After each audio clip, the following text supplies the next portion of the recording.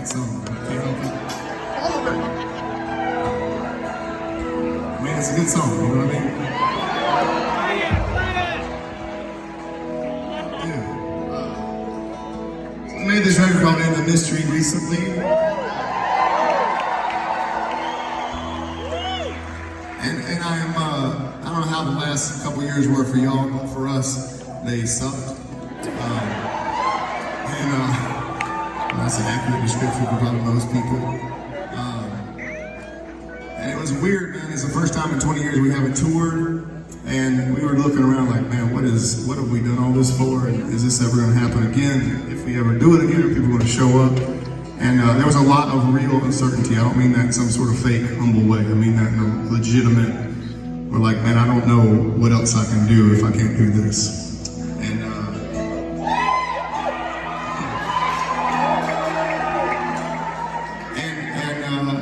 We spent the time trying to stay busy, you know what I mean? We went home from a tour, and I wrote a bunch of songs that were honestly a little bit dark for our band. And the first few, Josh was like, "Nah, brother, I don't think that's your best stuff." I kept sending them, and he kept listening, and we kind of got some songs that became the record, and we started thinking about how we were gonna make it. We were like, we got to go to this house in Columbia, Tennessee. It was the only place we could rent. Honestly, the neighbors couldn't hear the snare drums. That's how we picked it. That's the magic of it. And just took an engineer, no producer or anything, and made a record that I'm incredibly proud of. And the minute we got there, I mean this, like I don't know if y'all know some of the backstory. We thought it was going to be like a continuation of Out of Body. It was going to be called Out of Mind. And we were just going to have a bunch of guests on there. It was like a way to get the label to pay for a record.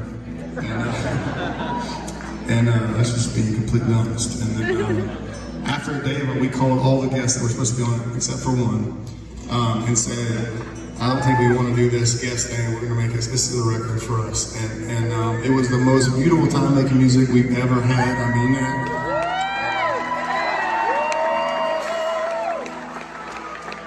And we had no delusions of it being a big commercial record. It wasn't like we were like, this is gonna be the single, this is the next hit. It wasn't like that at all. It was just like, man, this feels so good.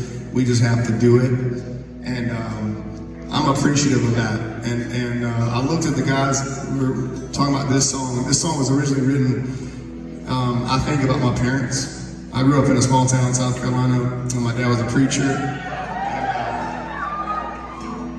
And I don't know, I have no idea if this relates to you at all, except for the fact that I honestly felt like they would not have loved me if I would have gone outside certain lines, like their, vision of what my life was supposed to be about. And I know that was not their intention, but that's the way it felt to me at the time. And that's really not what love is. Now that I got kids of my own, I look at them and I tell them, I love you no matter what you do, literally every day.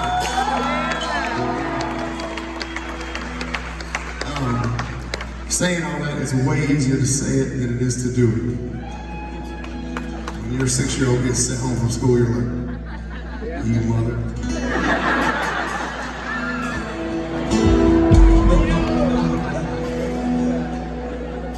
So saying that, I'm very, very, very thankful to have a band can live what they say. And I looked at these dudes and I was like, will you follow me into the mystery? And it was a resounding yes. And here we are. I'm so incredibly thankful.